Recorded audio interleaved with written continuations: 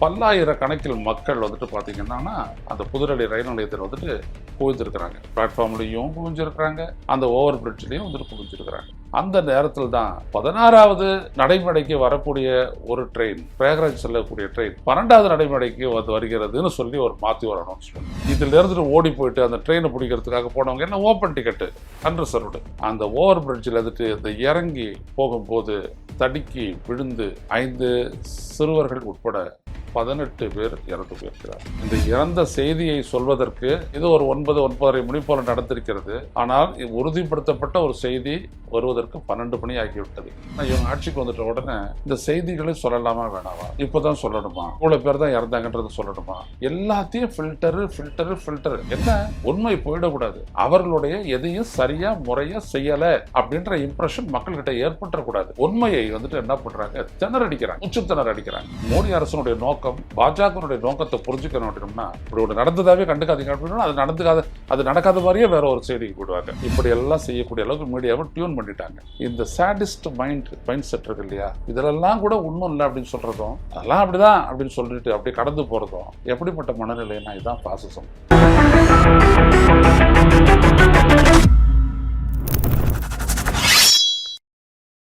வணக்கம் தோழர்களே, ருசு செய்திகளின் வாயிலாக இன்று மீண்டும் உங்களை சந்திப்பதில் பெருமகிழ்ச்சி அடைகின்றேன்.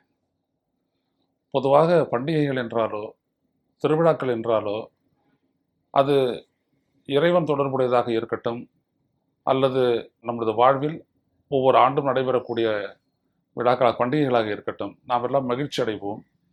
அந்த நாள் தொடர்பான செய்திகளும் மகிழ்ச்சியானதாக இருக்கும்.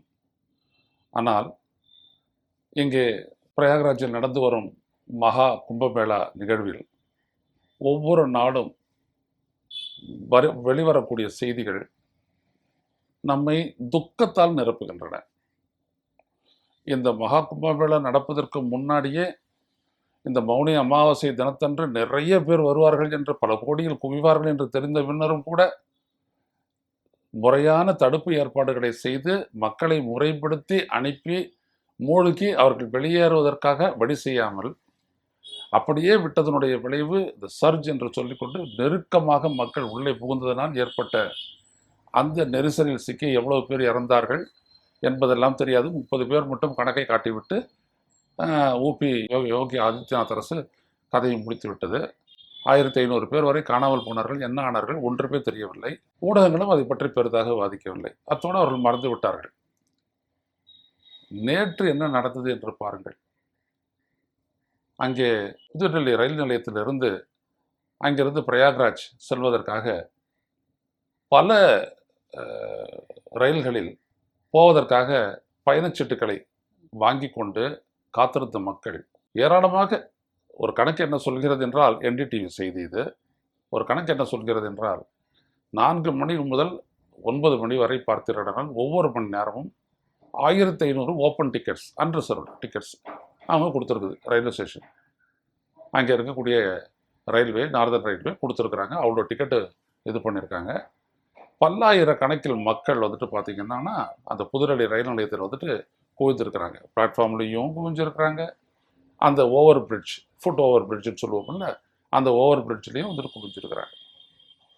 அப்போ தங்களுடைய இது எப்போ வரப்போகுது, எப்போ அந்த ட்ரெயின் வரப்போகுது பிளாட்ஃபார்முக்குன்னு தெரிஞ்சுக்கிட்டு அப்படியே இறங்குறதுக்கு. ஏன்னா இறங்கி போயிட்டு அங்கே வந்துட்டு பிளாட்ஃபார்மில் போயிட்டு காத்துட்டு இருக்கக்கூடிய அளவுக்கு இல்லை, அவ்வளவு க்ரௌடு. அந்த நேரத்தில் தான் 16வது நடைமுறைக்கு வரக்கூடிய ஒரு ட்ரெயின், பிரயாகராஜ் செல்லக்கூடிய ட்ரெயின் 12வது நடைமுறைக்கு வருகிறதுன்னு சொல்லி மாற்றி ஒரு அனௌன்ஸ்மெண்ட். ஸோ இங்கே காத்துக்கிட்டு இருக்கிறவங்க அதற்கு புறப்பட, ஏற்கனவே அங்கே காத்துட்டு இருக்கிறவங்க அங்கே எல்லாம் அந்த ஃபுட் ஓவர் பிரிட்ஜு, ஸ்டெப்ஸ் இதெல்லாம் நிற்க, இதில் இருந்துட்டு ஓடி போயிட்டு அந்த ட்ரெயினை பிடிக்கிறதுக்காக போனவங்க எல்லாம் ஓப்பன் டிக்கெட்டு அன்ரிசர்வ்டு. எல்லாம் இறங்க அந்த ஓவர் பிரிட்ஜில் வந்துட்டு இந்த இறங்கி போகும்போது தடுக்கி விழுந்து ஒருத்தர் மேலே ஒருத்தர் விழுந்து மிதிப்பட்டு இப்படி 5 சிறுவர்கள் உட்பட 18 பேர் இறந்து போயிருக்கிறார்கள். ஆனால் இந்த இறந்த செய்தியை சொல்வதற்கு இது ஒரு 9-9:30 மணி போல நடந்திருக்கிறது. ஆனால் உறுதிப்படுத்தப்பட்ட ஒரு செய்தி வருவதற்கு 12 மணி ஆகிவிட்டது.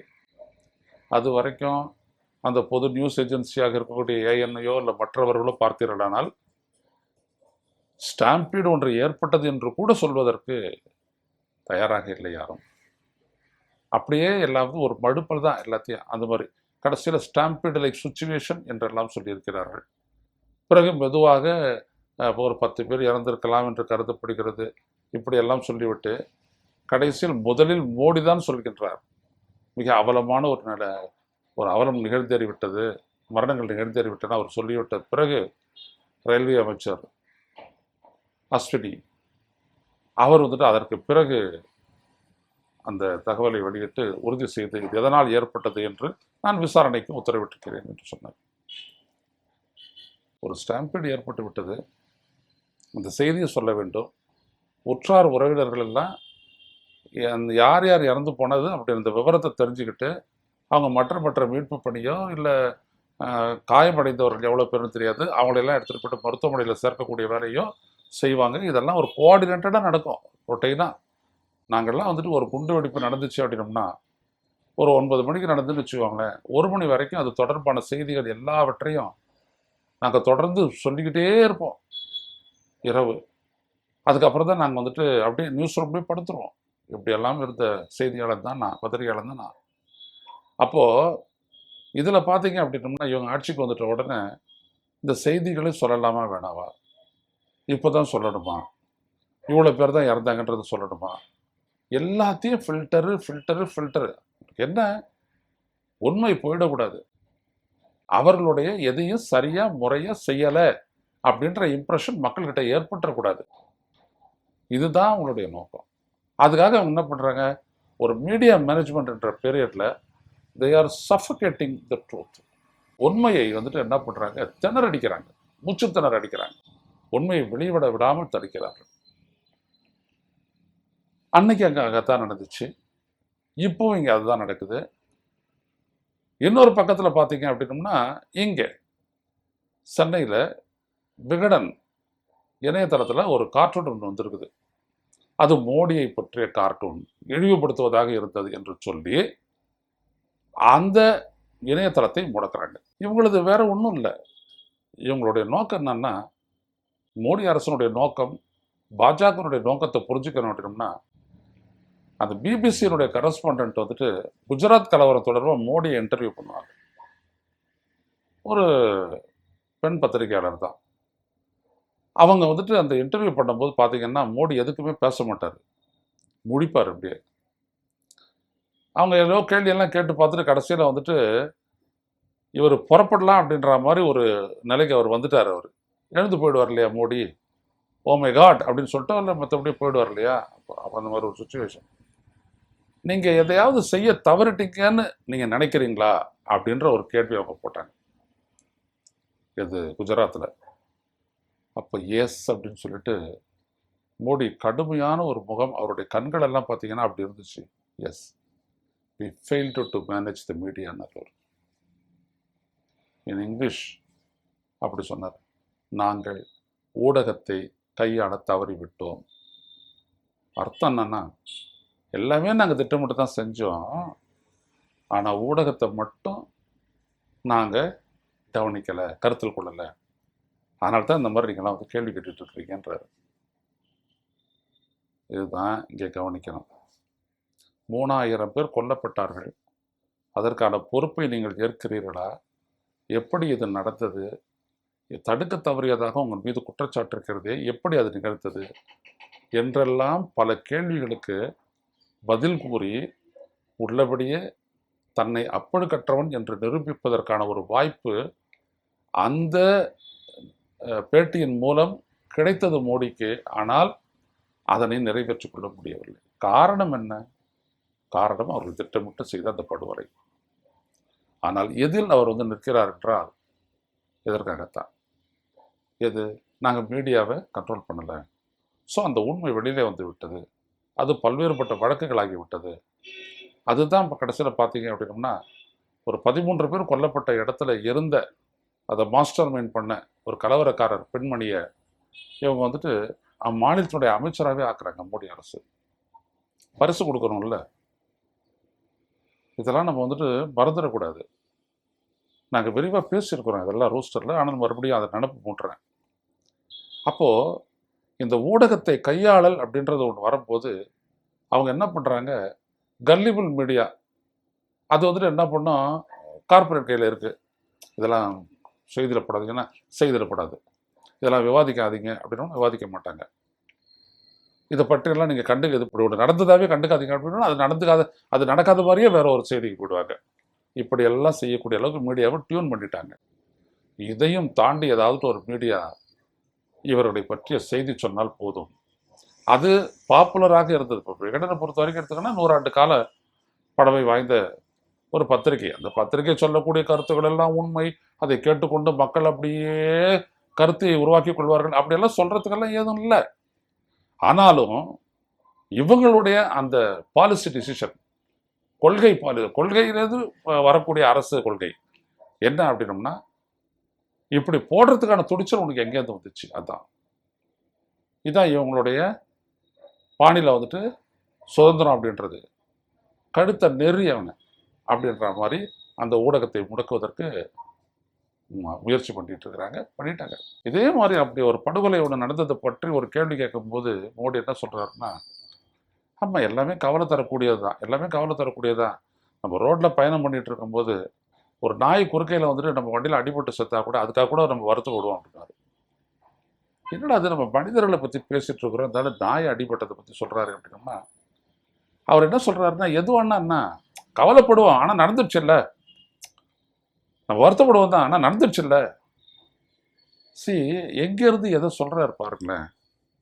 நல்லா பார்த்தீங்கன்னா இந்த சாடிஸ்ட் மைண்ட் செட் இருக்கு இல்லையா, இதிலெல்லாம் கூட ஒன்றும் இல்லை அப்படின்னு சொல்றதும், அதெல்லாம் அப்படிதான் அப்படின்னு சொல்லிட்டு அப்படியே கடந்து போறதும் எப்படிப்பட்ட மனநிலைன்னா இதுதான் ஃபாசிசம். ஓகே, 3000 பேர் செத்துட்டாங்க, இப்போ என்ன பண்ண சொல்ற, செத்துட்டாங்கல்ல, இவ்வளவுதான். அது குஜராத்தில் செத்த 3000 பேருக்கும் அதே நீதி தான், இல்லை பிரயாக்ராஜில் செத்தவங்க எவ்வளோ பேர் இருந்தாலும் அதுக்கும் அதை தான் நீதி, இல்லை இங்கே காயமுற்றவர்கள் யாரா இருந்தாலும் இதான் நீதி. அவர் வருத்தப்படுறேன்னு சொல்லிட்டாராம், இதை விட என்ன வேணும் உங்களுக்கு, இப்படி கேட்கக்கூடியவங்களும் இருக்கிறாங்க. தான் ரொம்ப ஆச்சரியப்படத்தக்க ஒரு விடயம். நான் இந்த இன்சிடென்ட்டுக்குள்ளே ரொம்ப போல, ஏன்னா ஏற்கனவே இன்னொரு வீடியோவில் வந்து ராகுல் இதெல்லாம் ரொம்ப விரிவாக பேசி போட்டுட்டாரு. அதனால் அவங்களுடைய மனநிலையை பற்றி நான் சொல்ல வரேன். அஸ்வினி வைஷ்ணவ்லாம் வந்துட்டு என்ன சொல்லியிருக்கணும், முதல்ல வந்திருக்கணும் அந்த இடத்துக்கு. இதே மாதிரி லக்னோனுடைய ரயில்வே ஸ்டேஷனில் ஒரு ஸ்டம்பீட் அப்படின்ற மாதிரி ஒரு நிலை ஏற்பட்ட போது, அப்பொழுது ரயில்வே அமைச்சர் அது வாஜ்பாய் அரசு தான், இவங்களுக்கு ஒப்பெடுக்க நான் அவங்கள தான் எடுத்துக்கிறேன். வாஜ்பாய் அரசில் வந்துட்டு ரயில்வே அமைச்சராக இருந்தவர், ரயில்வே இணை அமைச்சராக இருந்தவர் யார் அப்படின்னு பார்த்தீங்கன்னா ஏகே மூர்த்தி, பாட்டாளி மக்கள் கட்சியை சேர்ந்தவர், சாதாரண ஆள். அவர் என்ன பண்ணுறாரு, அந்த இடத்துக்கே போகிறாரு. போயிட்டு என்ன பண்ணுறாரு, டக்குன்னு போலீஸ் கிலீஸ்லாம் வரவழைச்சி ட்ரெயினுக்கு போகிறவங்கள தனியாக அனுப்பு, ட்ரெயின் இறங்கி வர்றவங்கள இன்னொரு பாதை அமைக்குன்னு சொல்லிட்டு பேரிகேட் போட்டு செட் பண்ணி எல்லாம் முடிக்கிறாரு. உத்தரப்பிரதேசம் உள்ள அது பேசு பொருள் ஆகிப்போச்சு. அமைச்சர், ரயில்வே இணை அமைச்சர் ஏகே மூர்த்தியினுடைய செயல் எல்லோராலும் பாராட்டப்பட்டது. இது எதுக்கு நான் ஒப்பிடுறேன் அப்படின்னோம்னா, அஸ்வினி வைஷ்ணவ் அவர்களே ஒன்று நடக்கும்போது அந்த இடத்துல இருக்கணும், இருந்து நடந்துருச்சு. அடுத்த கட்ட நடவடிக்கை மேற்கொண்டு எதுவும் ஆகாதபடி இன்னமும் தான் நடந்துட்டு இருக்குது துக்கும் மேலே. ஆனால் அது முடிகிற வரைக்கும் என்ன விதமான ஏற்பாடுகள் செய்யலாம்னு அந்த இடத்துக்கு போய் நின்று எல்லாத்தையும் சரி பண்ணி மக்களுக்கு ஒரு ஆற்றுப்படுத்தி, ரைட்டுங்களா, என்னென்ன செய்ய வேண்டுமோ அதெல்லாம் செஞ்சு முடிச்சுட்டு காத்தால இவர் புறப்பட்டு வந்தார் அப்படின்னா, ஓ ரைட், நம்மளுக்கு ஒரு அமைச்சர் இருக்கார், கேர் எடுத்துக்கிறதுக்கு ஒரு அரசு இருக்குது என்கின்ற எண்ணம் மக்கள் மத்தியில் ஏற்படும். ஆனால் இறந்தவர்களை பற்றி ஒரு படம் கூட கிடையாது. அதாவது என்டிடிவின்றது யாரு, அப்படியே ஒன்றும் அக்கு வேற ஆணி வேற இந்த மாதிரி ஒரு இன்சிடென்ட்னா 5 கேமராவையும் அந்த இடத்துக்கு அனுப்புவாங்க. இப்போ பாருங்க, அந்த என்டிடிவி செய்தி எடுத்து பாருங்க, க்ரௌடடாக ஒரு ஸ்டேஷன் அந்த படம் போட்டிருக்காங்க, அவ்வளோதான். இந்த ஸ்ட்ரெச்சரில் வச்சு தூக்கிட்டு போகிற மாதிரி அவ்வளோ எதுவுமே இல்லை, வெளில வரக்கூடாது. புரியுதுங்களா? இதுதான் இந்த நெகட்டிவாக ஒரு கருத்தை தடை செய்வதுன்றது. இதுதான் அவங்கள மிரட்டி செய்தியை வெளிவராது செய்கிறது. இப்படித்தான் ஒன்றுத்தையும் செய்வாங்க. அதனால தான் இவங்க பட்ஜெட்டெல்லாம் அறிவிச்சிட்ட உடனே அந்த டிஸ்கஷன் அப்போ பார்த்தீங்கன்னா, பட்ஜெட் அறிவிக்கும் போது பார்த்தீங்கன்னா ரொம்ப வீராவேசமாக அறிவிப்பாங்க. நிர்மலா சீதாராமன் எஸ் அவங்க சொல்கிறதெல்லாம் நீங்கள் பார்த்தீங்கன்னா, அப்பா இந்த அம்மா எல்லாத்தையும் விரல் நுனியில் இந்தியாவுடைய நிதி நிலைமையை அப்படியே வச்சிருக்கிறாங்கல்ல, ஒரு பெண்ணாக இருந்தவர் அப்படின்ட்டு. ஆனால் அந்த டிஸ்கஷனில் நீங்கள் சொல்கிறதெல்லாம் உண்மையா, என்ன நடக்குது நாட்டில், எவ்வளவு பேர் வறுமை கோட்டு கீழே இருக்கிறாங்க, மீட்டுட்டா நீங்கள நிலைமை என்ன, நிறைய பேருக்கு வேலை வாய்ப்பை உருவாக்கிட்டீங்கன்றது உள்ளபடி நிலைமை என்ன, எல்லாத்தையும் அப்புறம் பண்ணிட்ட உடனே அப்படியே ஒரு முறைச்சி பார்க்க விட்டுது. அப்படியே கண்ணாலே நான் கண்ணைக்காக எரிச்சிருவேன்ட்டு நம்ம சொன்னோம். எவ்வளோத்தையும் எடுத்து சொன்னோம். நம்முடைய கே சுப்பராயன் அவர்கள் பேசுனது, திருப்பூர் எம்பி சுப்பராயன் அவர்கள் பேசுனது சொன்னோம், எடுத்து சொன்னோம். ஆனால் அதே நேரத்தில் கவனிங்க மக்களே, திரு சுப்பராயன் அவர்கள் பேசிய பேச்சு எத்தனை ஊடகங்களில் வந்தது என்பதை பாருங்க.